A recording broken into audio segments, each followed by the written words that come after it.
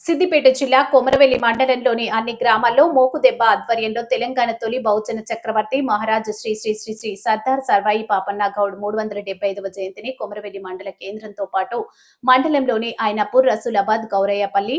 పోసన్పల్లి, గురువన్నపేట, మర్రి ముత్యాల, కిష్టంపేట, రాంసాగర్ గ్రామాల్లో పాపన్న విగ్రహానికి పూలమాలలు వేసి నివాళులు అర్పించారు. అనంతరం గౌడ్ జన హక్కుల పోరాట సమితి మోకుదెబ్బ జిల్లా అధ్యక్షుడు పచ్చిమట్ల స్వామి గౌడ్ మాట్లాడుతూ గత ప్రభుత్వంలో పాపన్న జయంతి మరియు వర్ధంతి అధికారికంగా జరిగింది. ఈ కార్యక్రమంలో పాల్గొన్న వారు ముఖ్య అతిథిగా పిఎస్సిఎస్ చైర్మన్ మేరు కృష్ణ, మోకుదెబ్బ